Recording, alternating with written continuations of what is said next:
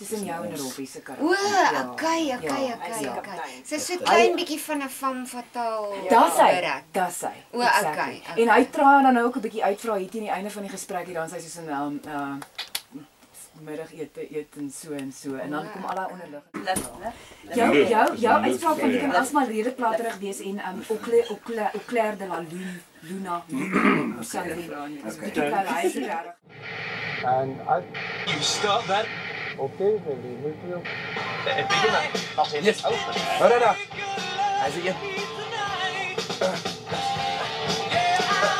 hot-blooded, check it and see. Feel the flame burning inside of me. Yeah, Come on, baby, do what you. I late. I'm Hot-blooded. I say hot-blooded. Yeah.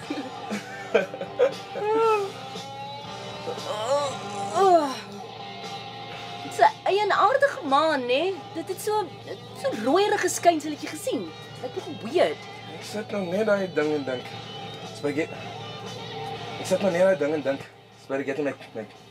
Hang on. Moenie worry nie. Daai was so cool julle. Dit was so lekker geweest. Thanks man.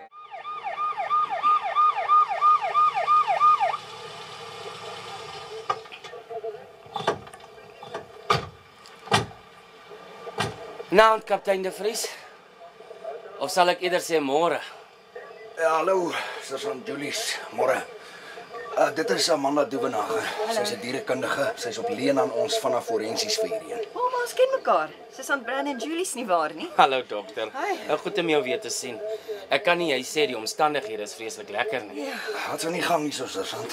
Kom ons 3 uur in die môre deur die brigadier uit die bed gejaag vir 'n padongeluk. Dis nie ons afdeling. Dis ook nie juist baie beskrywend toe hy my gebel het nie. Wil ook nie veel sê nie, maar hier is ek. Ja, dis maar 'n tawe een die. Sal nou verduidelik en sal julle beter verstaan waarom.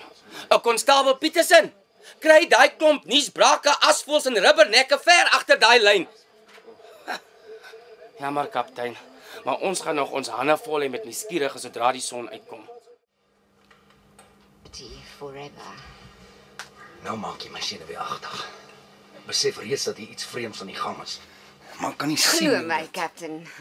Dis baie meer as net vreemd. Maar soos ek sê, doen eers jou huiswerk, so that you can see I'm not making things up or crying wolf for no reason.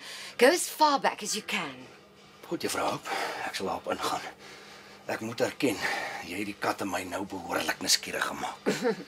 Ek het gehoop dat ek eerder die bloedhond in jou wakker maak, Captain. Jy weet wat hulle sê. Curiosity killed the cat.